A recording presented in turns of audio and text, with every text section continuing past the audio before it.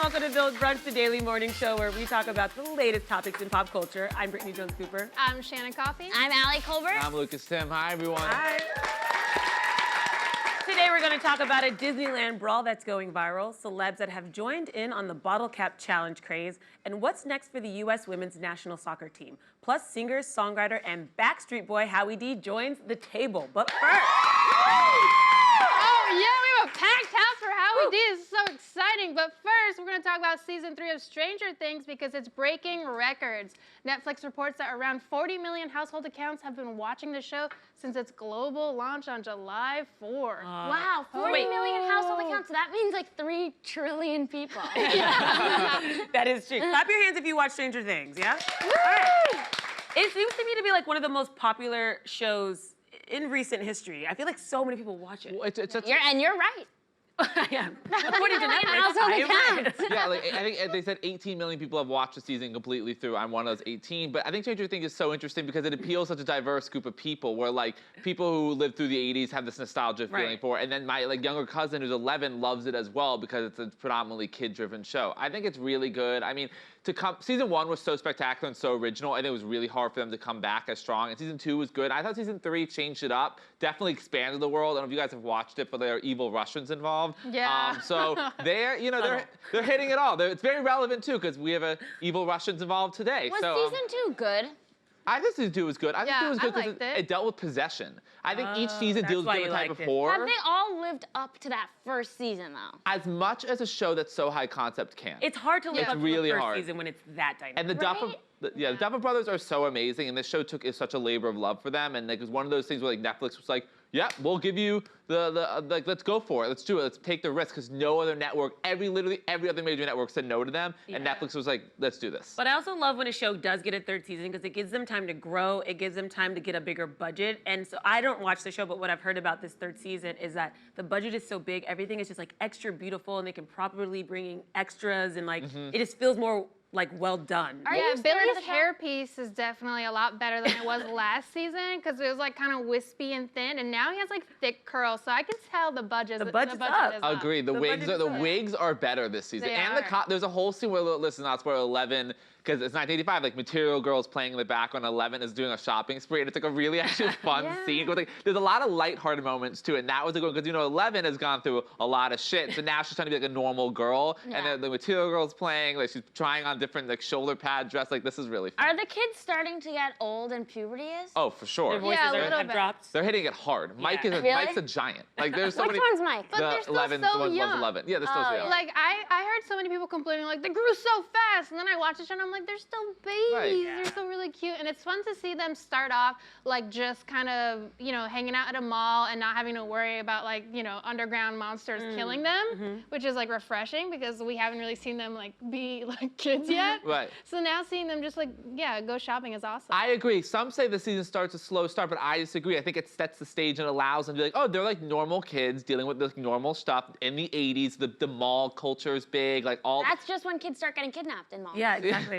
Right. That was the end of it. And they deal with a lot worse. I mean, they hit some. Something's worse than getting kidnapped? I think a giant monster made from flesh that goes after you is worse than. I'm don't sorry. know. I think it's pretty bad. There is kidnapping in like There the is. second episode. Spoiler alert. Yeah. I think I would rather actually have a monster attack me than be kidnapped. Okay. Isn't that the same thing? Maybe, yeah. Well, yeah, I'd say there's no scarier monster than the human. Yeah. Like, so I would rather get like kidnapped by an actual monster than get kidnapped by a man. Me too. Okay, Yeah. that's Me too. Truly nothing scarier to me than like an old white kidnapping man. Agreed. Yeah. I agree. And that is in Stranger Things for sure. Old creepy white men. Which is funny because in this season specifically, they're kind of using that kind of like assault, mapping that with like terror and like the monster story that's intertwining, and it's actually like scarier than I wanted it to be. Like, Billy's character is evil now. Right. Well, he already was kind of evil as a human, but now he's a monster on all levels, and I am a little bit disturbed by that, I think. Well, I think he does a really fantastic job of showing the complexity of that character because he was so evil before, but it's like he's actually possessed by something and still struggles to deal with his humanity and like there's still some good in him. I thought it's done very well throughout the whole season. But I think right. No, I was just gonna say, I think it's interesting how successful this show is, but Netflix only tells us when a show is successful, when it's successful. Like, does it bother you guys at all that they never release their numbers for anything else? No, because numbers don't mean anything to me. Like, Okay. I like a show even when it's unpopular, if nobody else watches it. That's true. Like, right now, there's an amazing show, Dark. It's on its second season on Netflix. It's an original, and it's in German. It's by far the best show I have ever watched. Whenever I try to pitch it to people, they zone out on me. I don't know anyone else who watches it except for my best friend, and it's such a great show. Yeah, Allie, I'm here to announce that Allie is my best friend. What? Wow. What? You're a scorned lover. Yeah. What do you mean? Best friend, you're gonna try and be a best friend, you reject her every day on the show. We're best friends, I thought. Yeah, Wait. I don't know about this. I have two questions. One, why would they release their numbers? What does it do for them? So 'Cause for I just wanna me, figure it I out. just want to know what the reference is. For instance, Jennifer Aniston's new film with what's his name, the murder mystery can't one. play to my soft spot. So, but that film to me looks pretty bad. But they keep putting it in my queue, and they're like, "This is the most watched show. Yeah. It's so popular." I I'm like, watched it what because was of the that. second watched show? Like, what am I comparing this to? agree Because with- I don't know if that's good. I agree with Brittany. This is why HBO lives on such a higher standard than Netflix. Because you see their shows and their ratings are reported because it's still a linear service. But this is also we should care about why Netflix doesn't release their services because Ted Sarandos, who's the head of programming at Netflix, apparently told his executives they now have to really keep track of budget now, and viewer numbers will come into effect. So we don't know what our favorite shows are doing. They could just pull the plug on these shows. Like, what? Why? What? We didn't know. But they know. But they know. But we don't know. If sometimes we know. don't They have time don't to know fight. that So we we know that they know that we know. That's a very Jennifer Aniston. Oh my God. But so if Euphoria is doing 500,000 viewers an episode, that's okay. It's not great, but we know that we should try to get more people watching it because we want to go season 2, You can season fight 3. for the shows you so, love. So, I vividly remember being in middle school and my friend texting me and going, please, they're gonna cancel the OC or One Tree Hill or something. Just turn your TV on and let it play because the people know. So just let it play. And also, before we just get off this topic and I forget, I just want to say you could easily be dropped into an episode of Stranger Things right now. Yeah. You Thank truly you. look like such a cute little cool girl Yes, on you the do. cast. That- so the nice. eyeliner Like is the fun. older, like you. fun high school girl. you can play who Come on, works. guys, cast me. I mean, literally, right? Yeah. She looks like the older sister, the cute guy's older sister. No, you look my like the girl who works in the ice cream store this season. I really who's like her. She's a new awesome. She's a character. great new character. Yeah. But Netflix is because it's Friends is leaving the service in 2020. They're going to HBO HBO MaxiPad. Max. HBO What Max. is that? Warner- HBO MaxiPad. When you have a heavy flow, Yeah. Me, always. turn it on The and clotting. just bleed on the TV. Yeah, I love free bleeding. It's well actually kind of is. It's HBO Max. There's a lot to it. It's HBO HBO program. MaxiPad. I keep saying it, and I MaxiPad. hear you Don't dropping on. abbreviate it. Sorry, Don't HBO abbreviate MaxiPad, it. Warner Media. That's erasure, right there. You hate women. Yeah, come on. I have Hillary Clinton tattooed on my back. But yeah, it's gonna have. Well, you love one Wow, that woman. means you love women. That love your really mom, means you too? love women. Why are you getting up on me? Why don't know, did it it's come? fine. Because we missed you. We took a week off. I missed you. I'm gonna hop on your. No. Whoa. Yeah. know No, what's I thought happening. like okay. great. Anyway, I think Friends is going to this service. HBO MaxiPad. Allie writes a dick. HBO Max. I'm trying to educate the people. It's gonna be a huge no. service with It's cool. with Turner shows. Freshman's of Oh, it's Bel Air is gonna be going a on it. huge Friends is Turner going. shows like Turner classic movies. Turner, TBS, TN, all those Yeah. channels are all going to HBO Wow. They're Max. gonna be so big and growing. And rock hard. So sorry. Okay, you guys. Video footage of a Disneyland brawl has gone viral. The newly released evidence has prompted the police to reopen an investigation looking into the fight. Woo. I mean, I wish we could show this video. I'm happy we're not showing this fight. This video is like, I think when you watch both parts, like 10 minutes long of one family. They say they're calling it a fight. It's this the one person in a red shirt is literally smashing people in the face left and right. It's terrifying. I had such a hard time watching the video. Oh my God. I can't believe that like children were live 10 feet away, Right away outside of watching Disney. this. He is Daenerys on a dragon.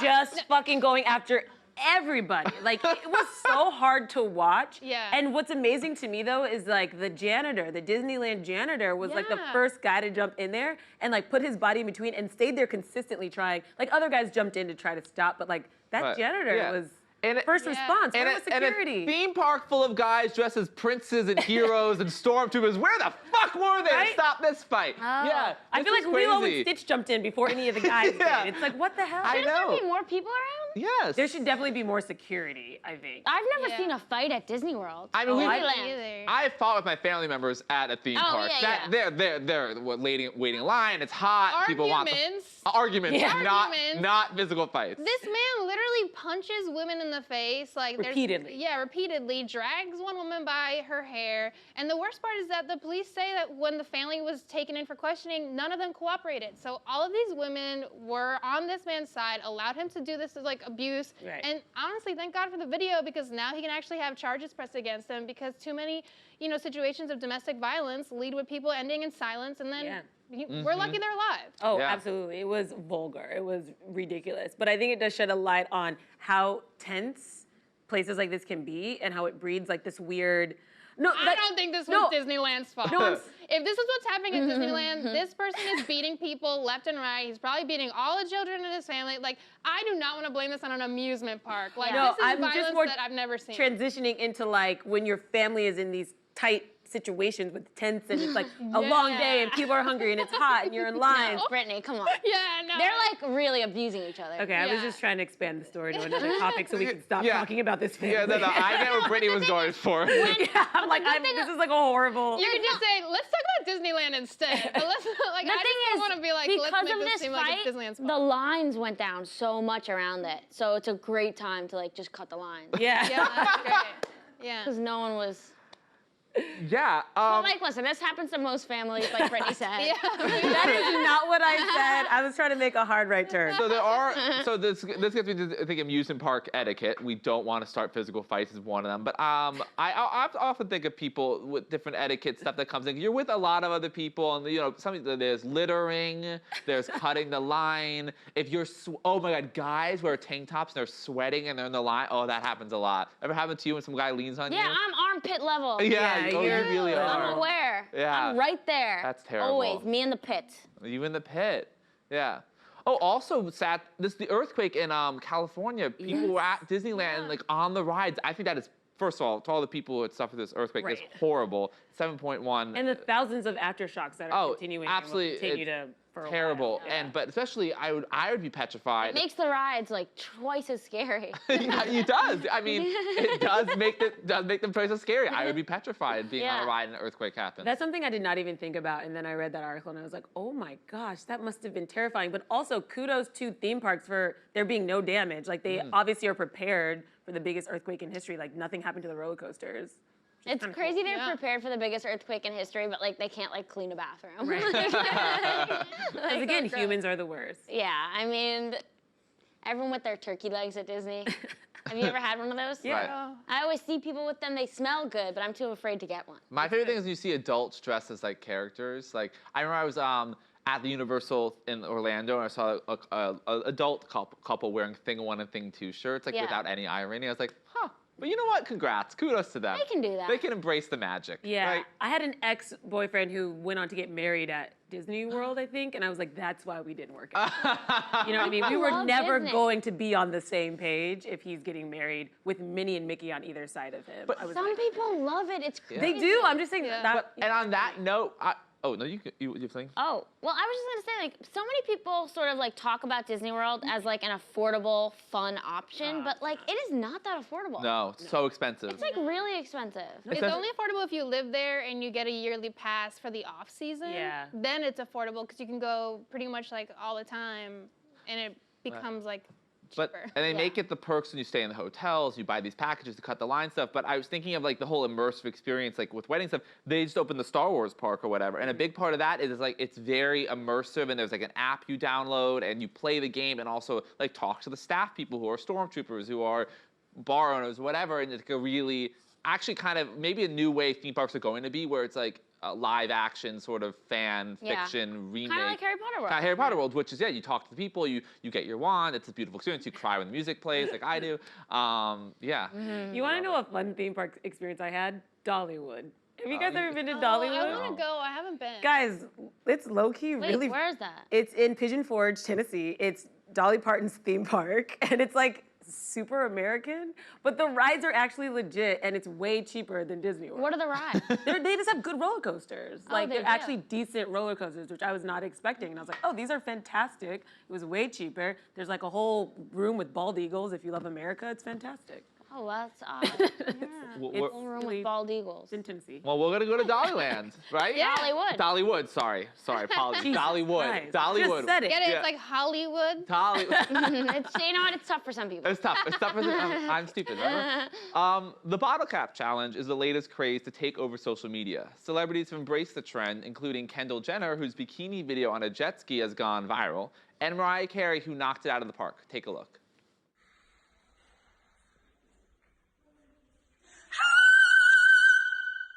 Yeah, girl. I mean, kudos to I the love legend that. that is Mariah Carey. I love it so much that I want to try it. I loved that compilation video that Shannon tweeted of Mariah Carey talking like over and over again about how much she sleeps. Right. Yeah, it's like In 6 every a.m. and she's interview. like, this is what time I wake up. I mean, I go to bed at this time. I go to bed at 6 a.m. But like interviews for the last like 2 decades. 2 decades at the Rose O'Donnell shows, the Ellen show. It's crazy. Do you think she had to sleep a lot to do this performance? Oh yeah, this video. Oh, Yeah. she probably had to sleep. Like she usually sleeps like 15 hours. She Right. says with 23 humidifiers going. So she probably had to put in like 24 hours straight of sleep. Also, that was a lot of movement for her. She walked out of Yeah. frame, Yeah. which we know she usually just stands still. Or people Yeah. carry her. Yeah, so it's hard. Have you guys had a favorite one? The Kendall Jenner one I know got a lot of criticism because she litters technically Listen, in if the you ocean. want to hate on them all you want. Yeah. That was kind of dumb. She could have just picked that up. You have no idea if she littered. Exactly. Yeah. I think jumping the gun a bit, like she literally could have picked up the cap. Yeah, Yeah. it just doesn't matter. Whatever Right. she does, people are gonna shit on her. So it's like she was might so as well either good. just log Yeah. off if she doesn't want it. I mean, I just thought it was a shameless and great way to show off the bod. I mean, she has to Yeah. clearly. See how Great. long her legs are? I mean, yeah. I mean, yeah, we saw. Oh, we saw.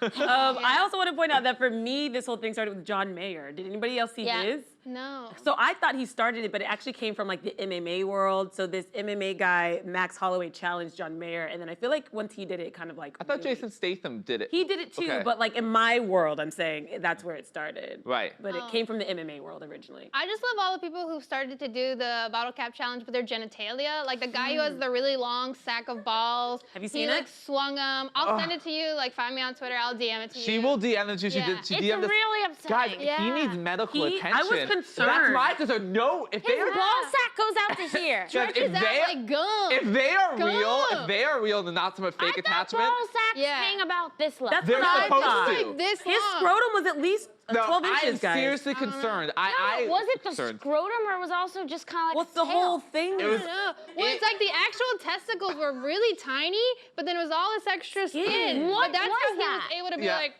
It looked like.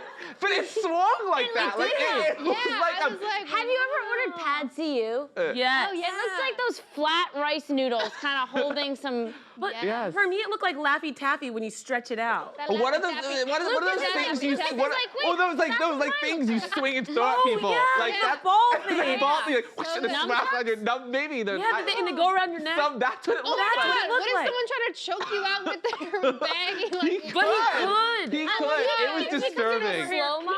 I think he needs Oh. to see a doctor. Oh, I've never seen a ball sack that hangs lower than about that. Yeah. Yeah, I That's don't a know. standard ball sack. I That's mean, a standard well, ball let's say- sack length. in the summer, they do hang a little bit lower when it gets hot. Let's They be do? honest. Yeah, a little bit because they. But that is like it is not 110 Can you degrees stretch out. yours out? Like when you're just Yeah, is it bored, are you just stretchy? like, yeah? I've never. It would hurt too much. Like the cool thing about this guy is if it's hot out, he can kind of just leave his balls on ice and go for a walk. That's true. He can just dip his balls in the pool, sit on the side of the pool, and just kind of have his balls hang in the pool. How could he wear And shorts? if he's a witch, they'll float. Yeah. Ooh, oh, better watch out for that. But why Rich men are with their men balls. so like disgusting? Like I mean, they have to use like I don't know. I Like, was frightened. in bottle that video. cap. I got an idea. Let me use my genitalia to knock it off. Well, there was a guy who used his actual dick, and that was impressive. Well, I know, even without the bottle cap challenge, I was like, that's a video. Again. I was like, I'm feeling the ripples over here. The dick would have to be Big. I was like, Yeah, so with crazy. that video, I was like, that was more just congrats on Yeah, what it God wasn't gave you. flaccid. It was like I a know. semi. It was a semi. That was He good. had a chub. You had a little chub, but it wasn't semi. full. You had a little chub, though. That was You good. probably couldn't do it if your dick was rock hard. I So think the you most could. important thing, if you're gonna do this with your dick, you can't be turned on. Yeah, no. You cannot be into bottle caps, okay? That's tough. Yeah. Do you guys think we should try it? Yes, let's try Do you it. guys think we should try it? Yeah. I need some enthusiasm. I need some support. Come on. We're gonna do it. I think we all have different methods. Not with balls. Not with balls. You're not gonna see any. We were like, wow, these guys with their penises. They were all concerned. Like, are they gonna whip out their dicks? But nobody said no, you spill cloud. Yeah. You gotta think about Yeah, that. Chloe's like, oh, I'm interested. Yeah. I wish that we could do it with our labia. We all have different methods. Shannon, will you hold mine? Yes, of course. I'm wearing a skirt, so I can't kick, but I think I'm gonna pull the Mariah. Okay. Ready? Mama made me watch my M&M's. Oh my God! Whoa! Wow. That was a high A if I've ever heard A one. star. That's really good. You Wow. are so Really good. viral. Holy I shit. think I just had a heart palpitation. All right, I'm gonna go next. I'm gonna like do something new. I'm gonna use my hands. Okay. Okay. Oh, will you hold this for me? Yep. Great. Okay.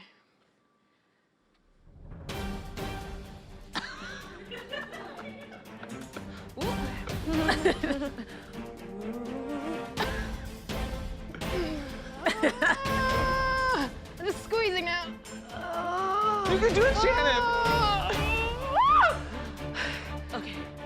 I can't. Oh, it's all I right. can't. It's okay. We're It's not all okay. winners, but I have a thick ass labia. I'm a proud person. All right, my turn. I'm gonna do do a kick? the classic kick. Okay. Yeah. Oh, I believe in you. All right. Yeah. So excited. That's what you get. Take that. I love the bottle cap challenge. Oh!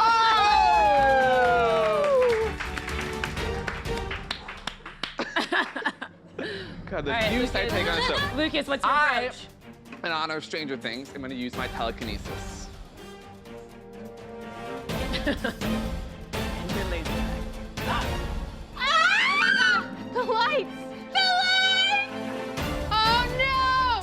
It moved. Do you see that? It moved a little bit. It moved. It moved a little bit. Good Moved. job. Wow. Good job. That was, your mind is stronger than my arm. Yeah. That's Wow. crazy. We really got to get you to a gym. I mean, it's just all spaghetti. Arm It's just- spaghetti, you should be able to open. Yeah. Oh, I'm so man. sorry. I really tried. I feel like I Don't disappointed feel our bad. audience. Don't feel bad. You know what? I know that you're a strong woman, like the next woman we're going to talk about, okay? Thank you. The U.S. women's national soccer team, right? We are still riding high off the women national soccer team's historic win, making Megan Rapinoe the internet's new girlfriend. While the team has plenty to celebrate, there are still many battles to be fought, including equal pay. Pussy Drew, Pussy Drew, Pussy Drew! Oh, yeah! That's our soccer team. Man, this is awesome. First is to take Yeah. a moment to like recognize, because we haven't really talked about Yeah. just how fucking awesome it is just to watch them perform at the highest level and just kill it so Yeah. consistently. Yeah. Second in a row, fourth overall. They are heroes, and they're athletes at the highest level. I'm so happy for them. For a country that doesn't give a shit about women or soccer, we are killing it. Yeah, We're killing seriously. it. Yeah. And it's not just amazing to see them perform like they're fucking superheroes. It's amazing to see women be fucking confident and like cocky and like take Yes. up a lot of space. Yes. They're all just taking up so much The space. armpit and be like, acting. fuck you, bitches! Right. I'm like, oh my god, this is great. Like now I can actually like take up my space when I sit down on the subway and Spread be like, those legs. you can't sit on me, you can't. And like on that note, because how much we've given men to do touchdown dances and whatever, but when one of the soccer players does the Sophie turn or whatever, Yeah. Pinky, Like, like it's rude. it's rude because women can never be cocky or proud of they are. But I actually think we have a clip of the Sophie Turner responding to that, so we should go throw to it. Alex Morgan, all those haters that are saying that this was disrespectful, I'm honored that you thought of me, and all those people that are hating on you are probably sitting at home, millennials drinking kombucha. And I'm really fucking proud of you, Alex Morgan. Congratulations on your win. And that's the motherfucking tea. Wow. Women's living her support- best You life know she's also. having a good time on her honeymoon. Oh my God. Yeah, But she is.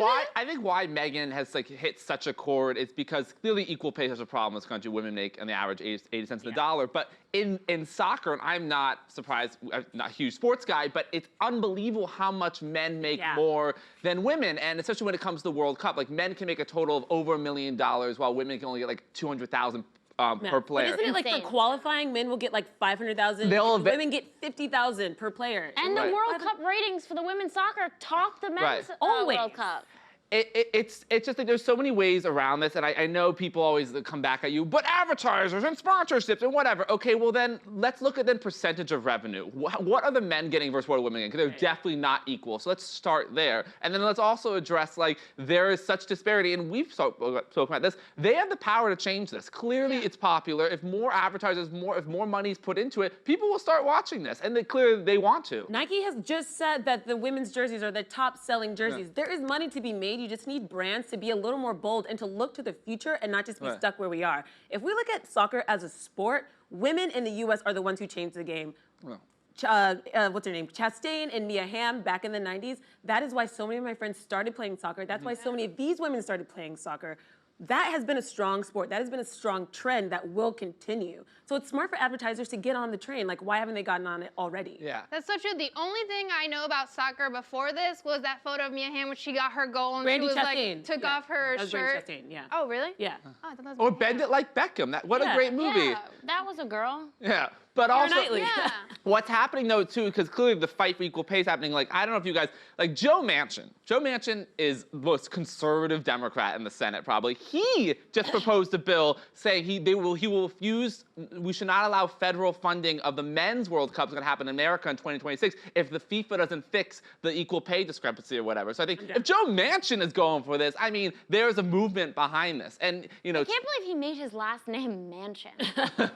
You know, West Virginian, you know. Whatever. But Yeah, take a shot. and then you know, Megan of course has gotten under our president's skin by saying she is no fucking way going to the fucking White House. But Nancy Pelosi and Chuck Schumer has invited them to Congress, so that is a way just to troll Trump. Yeah, and The then, best part of that video, though, is that like she wasn't making a statement. No. She was literally tying someone's shoe when she said that, and it just came out. And then I really like her because she's so authentic. Like she's not putting on a show or trying to spread some kind of like agenda. Like she literally is who she is. And I love that piece that her girlfriend Sue Bird wrote about her because she just like explained like how she is that way all the time, and her girlfriend Sue Bird calls it Megan goggles that he has to put on to like live her life in a freer form, just owning every moment. Yeah. I think that's so cool. yeah, it reminded me of Adam Rippon and the Mike Pence thing that happened in the Olympics a few years ago because they're just so authentic to themselves. But there was a poll done, and apparently Megan does beat Trump by a point in the 2020 election if she announces. I mean, we already have 300 people running. Why not, Megan? Just jump right in there and I'd vote for her. Oh, yeah, she's Somebody great. who's strong in their convictions. Yeah. Hell yeah. I can juggle a would love soccer that. ball. That's impressive. A lot of the coverage of the female players was obviously great, but some of the magazines, when like the women were greeting like their wives or girlfriends, were like, look at them greeting like a happy fan. They're just like eating each other's faces, and they're like saying hello to a fan. And it's like, no, it's okay, they're gay. Yeah. Yeah.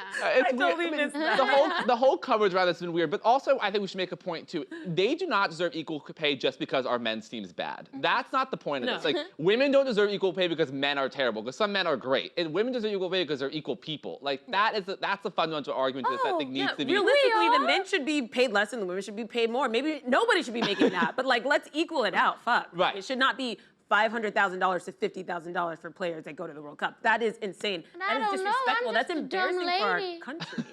I'm just a dumb little girl. I think it's so embarrassing for us, like, as a country. It's It like, is. Jesus. It's just Oh yeah, add it to the long list of things Yeah. that are embarrassing. But you know, the parade was happening today in New York. I don't know if you guys saw, and that's really exciting. They're getting the. You know, de Blasio's giving them the keys to the city. Yeah. So at least de Blasio's doing something cool. But I'm happy for them. I think it's a good thing for America. 4th of July, this is, I think, a weird 4th of July for a lot of people, just what's happening in the news. But this was something really to be proud of for this country, that we did something really great. yeah. Let's just support them going forward. Yes. Yeah. Let's not let this just be every 4 years we have this conversation.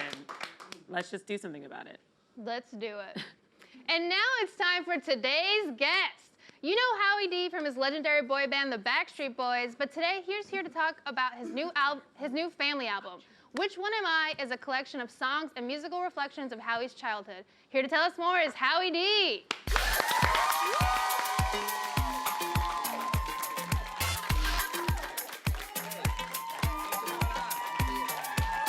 How are you guys? Pleasure to meet you guys. Nice to see you. Hey, welcome. See you. Thank you guys for having me. Welcome, yeah. Hey. Good to see So you guys. we're excited to have you. Thank you guys. It's really cool. So please tell us about Which One Am I and the inspiration behind it. Well, I just got a little bit bored with this little Backstreet project that I've been doing for like the past 25 What years. is that? Yeah. No, I just joking. No, actually, the inspiration came from my oldest son, James. He's 10 years old now, but at the time when he was 5, I just had a little bit of a hard time connecting with the music that was out there for kids nowadays.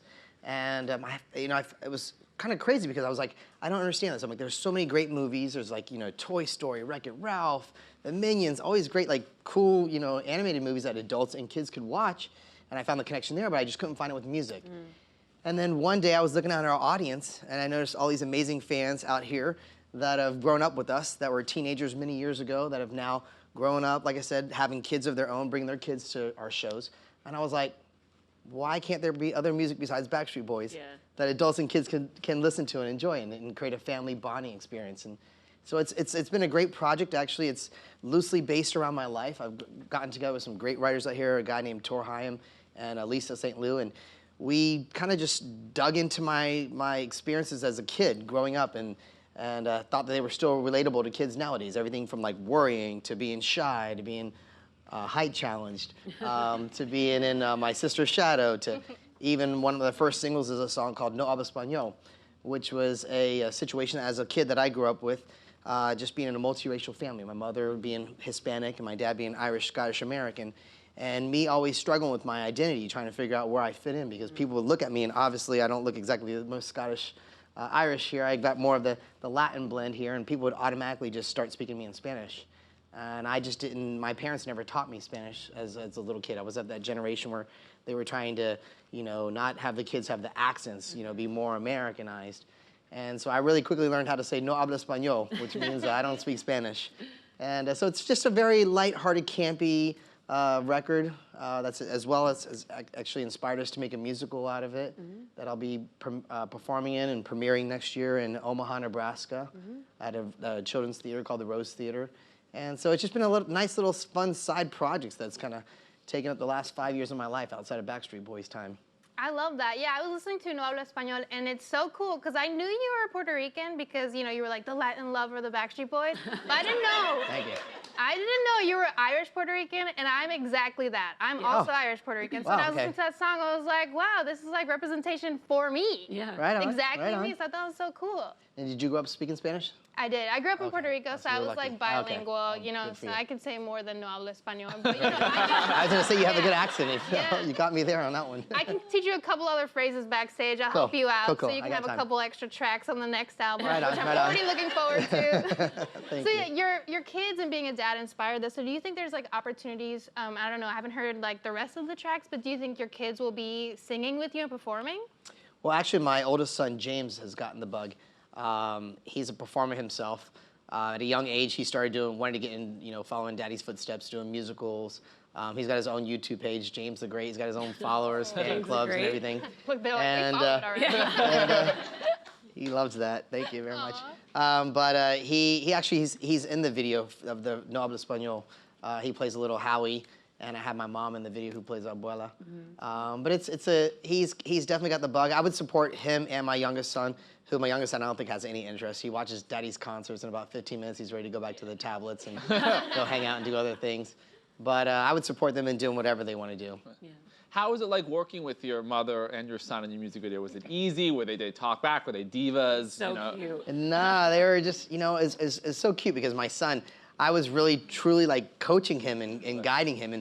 And there would be times they'd be like, oh, come on, get it together. And I'd be like, oh my God, he's only 10 years old. I gotta remember, this is his very first music video. So I can't expect him to be that like, on daddy's level. But he's a little ham. He took directions so easily and with the director, and I let the director really come in and kind of guide him because I wanted him to be able to have his own experience and not just be in my shadow. And my mom was great. She's just a cute little Puerto Rican lady that just sits her there on the photo? and looks nice all the time. Yeah, that's her in the back behind James. But the song, like you mentioned, is incredibly personal too. It's about not fitting into your identity. So did you have to explain that to James at all? Did he, or just like, it is a very fun song and a very fun video, but did you have to kind of explain the background at all? I did, and actually the song is not 100%, you know, my life story. I kind of, Right. you know, there's a little bully character in there and stuff like that, but you know, I did explain to him, like, you know, Daddy, you know, didn't grow up speaking Spanish. Later on in life, I took the initiative after finding out that once I wanted to be in the entertainment business and getting very close to being in a group called Menudo many years ago, and having, you know, going out all for castings for Latin roles, but as soon as they realized I didn't speak Spanish, I would just not get the parts. Later on in life, I decided I wanted to take the initiative to learn Spanish. So in high school, I took Spanish courses. In college, and then I took Berlitz courses. And then it got to a point where I was, believe it or not, I got as far as I could with the Berlitz courses, where I was actually dreaming in Spanish. I was actually watching the Spanish news and keeping up with it. And the courses, the instructor said, well, now what you got to do is go to Mexico and just submerge yourself with a family who speaks no English. But I got in this group called the Backstreet Boys, and I just didn't have the time to do that. So, but I've encouraged the guys, and we've actually translated a couple of our songs in Spanish. And so I always try to keep my kids to realize that their daddy's roots, you know, there's Latin culture, and I go to Puerto Rico with them every so often, and just try to, you know, always get them to embrace the culture. Absolutely. Who in the Backstreet Boys was easy to teach Spanish to? Or they all just like None of them. none of them? Yeah, I can feel like, no, what are we doing?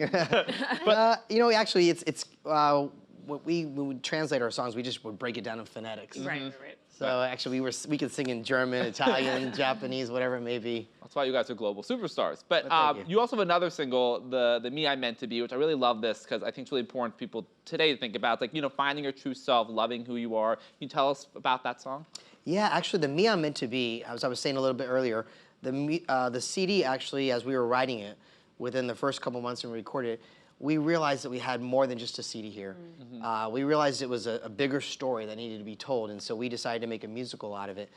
Took the last 4 years into rewriting several rewrites, and but the CD has about, I think, 3 or 4 songs that's actually made it to the cutting room floor for the musical. But by the time we finished the musical, I still wanted to put the CD out because these amazing fans have been hearing me talk about it for the past 5 years. So I'm like, besides them waiting for it, and also besides, I wanted to teach my kids that if you put yourself into a project, you always want to accomplish it and finish it. But the Me I'm Meant to Be was actually written for the musical, and it's kind of like more like the theme song of the musical. And but it was such a great song that we're like, we got to put this on the record. So it was actually recorded. That song was recorded probably about 4 months ago. Wow. And the rest of the songs were recorded 5 years ago. So Howie D Back in the Day is your musical. Yes, Howie D Back So in the Day. tell me about the story of the musical. What exactly is it going to cover? It's actually going to cover the life of Howie as a young kid.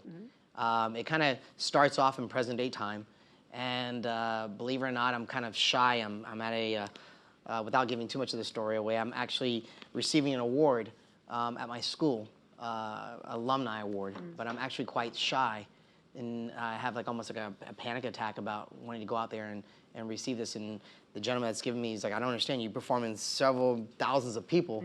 This is only a small little auditorium. And I go back in the day and explain to the reasons why that I've gotten to this point where I'm overcoming what I need to overcome to be able to go out there and accept this award. That's really beautiful. I think that's important too, to always show that other side of fame, of like it's a personal journey as well. You see one thing, but people are living their lives. Totally. Yeah. And actually, even to this day, I mean, I think the CD was very therapeutic with dealing with some of these topics that, you know, a lot of times people don't really exactly sing about worrying or, you know, being height challenged and stuff like that. But it was kind of therapeutic for me. And even to this day, I still tell my son, I said, you know, I still worry. Every day before I go on stage, I'm almost always a little bit nervous. I get the butterflies in the stomach. But I've learned to accept it and channel it and realize that it helps me to be the best that I can be on stage, to be on my toes. And so I tell him, I said, it's all good as long as you are able to talk about it, or as I did, sing about it, you're dealing with it. Yeah, and your musical is going to premiere in 2020 in Omaha, Nebraska at the Rose Theater. I'm Yes. from Omaha, Nebraska. Oh, right on. I have seen several shows at the Rose Theater. I had an awesome. answer saddle there back in the day. How did you choose Omaha? Well, actually, Omaha chose us. I'm so lucky. You're welcome. Thank you. I knew you had something to do with it. I did. That's all. Actually, I have some great partners. I was saying that I worked with on writing the CD and the musical. A gentleman named Tor Hyam and Lisa St. Lou. And they're both really involved in the musical theater out here. She worked on in the producers. He's a children's CD Grammy-nominated writer. And so they are really intertwined in the musical theater world. And coincidentally, we shopped the musical, not shopped it, but we workshopped it here at the New Victory Theater in New York. And we were very blessed to be accepted to be amongst the 1,000 applicants, the top 10 that they chose to allow us to do the workshop. But we always knew we didn't want to possibly premiere the musical here in New York. So believe it or not, the Rose Theater reached out to us with open arms and said, we would love to have you guys come here. And we've had a chance to go over there. I've been there now a couple of times already, shopped it, and excited to be back out there next year. I'm excited. I will go back, and I'm serious, and see it with thank my you. family. I It's appreciate exciting. that. Yeah. And you also have the Backstreet Boys DNA North America tour kicking off July 12th in Washington, D.C. Yes. So Yes. what can fans expect from the tour? Well, if they haven't seen all over YouTube already, from Europe, that we were just over there for 2 months.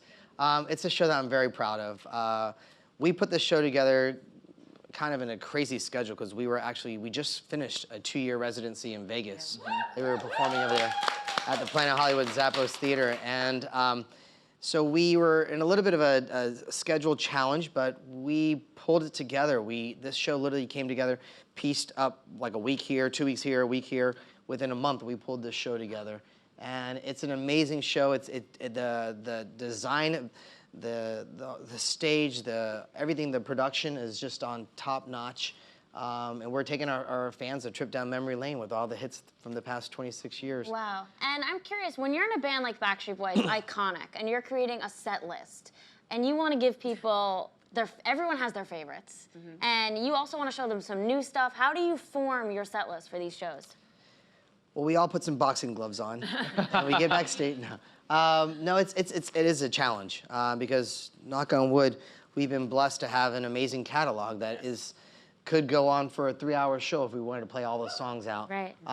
But we obviously don't want to put our fans to sleep, so we try to keep it around an hour and 45 They're minutes. like, you can put They're it like, no, never. There's an audible what? Yeah, they'll stand for a full day to hear you I guys know, we sing. have the best fans around the world, seriously. But so it is a challenge trying to, put all the songs together. That's why sometimes we have to create some medleys to put songs together. And as well as with the new album, that's a challenge as well, because we obviously know that, especially with this run here, that there might be some fans that are in the audience that may not be for new Backstreet Boys fans that have heard the record. So we don't want to take them and put them to sleep. So they're mostly there probably to hear some of the older songs. So it is a challenge trying to throw in the new stuff with the old stuff. But I feel like this set list, we put a great job at putting together, sprinkling in about, I think there's like 4 or 5 new songs. Plus we have a couple of solo kind of songs that we sprinkle in with some of the new stuff as like intros. So we got actually really creative about, giving the fans a good taste in the DNA album. Absolutely. Have a favorite song to perform. Not a favorite song, but like one that when it comes up, you're like, oh, I love to do this. Well, my favorite song from the early days, I've said this since day one when we recorded, was a song called "All I Have to Give." Right. It was a song by some good friends of ours here in New York, Full Force. They wrote the song, and it was one of the first songs that I actually had a chance to get featured, so I have a little personal connection to it. Yeah. But it's a great performance that we do on stage with a little bit of a hat routine that kind of just is a good overall performance. Yeah, and the message is beautiful. Love is all Thank I you. have to give. That's right. When you guys are back together, is there rituals that you have carried through the years for starting a show, or does it feel like the start of your career when you're back hanging out? First of all, we were very blessed to have the career that we've had for 26 years, to have had the height, back in the late 90s and the early 2000s. Well, I was there. And thank you. Appreciate it. And but like a lot of bands, you have that success, and it's not gonna, the chances are it's not gonna always be at that level. So we were able to stay strong and carry the torch even in the lows when we were back to playing theaters again. Yeah. There was even sometimes we were playing House of Blues, and I always had dreamed of hopefully one day getting it back to that level of being able to perform arenas and stadiums. But the chances of lightning striking in a bottle twice is very rare, especially for artists. But because of our amazing fans and because of some great things that we've done with the connection with Florida Georgia Line, we did a duo with them, the Vegas residency, the new album. We've been in a place where we are able to put on a great show that I'm very proud of. I love that. Are there any pop groups or artists that are new now that you feel are catching your eye, that you're inspired by? Well, I'm definitely a huge fan of Sam Smith. Oh, yeah. I think he's really talented. I've been a fan forever of Bruno Mars. He's on my top of my list of duets for us to do with. Oh, duet. Yeah, NSYNC. Yeah, it would be. But like I say, a huge fan of Adele. A lot of the DJs that are coming out, big fans of them. We had a chance to work with the Chainsmokers. They're great guys. And so we've been really blessed to not only have met a lot of great artists in the past that have given us great advice, but now to see this newer generation of artists that are coming around asking us for advice is really cool to be in that position now. Yeah. I'd love to see you guys do like a K-pop collab too. I feel like that would just like take it to the next level, and then it might just like break the universe. Yeah, I was like, I don't know if the world can handle that. Yeah. Nick has mentioned about doing some of BTS. Oh my God, the that would past. be massive. And That would be cool. huge. I think that would be a cool collaboration as well. Oh, well, there's so many exciting things to look forward to, so thank you so much for joining us. Thank you guys. Thank you. Thank you all. And everyone, make sure to listen to Which One Am I out on July 12th. That's all from us. We'll see you tomorrow, same time, same table. Thanks, guys.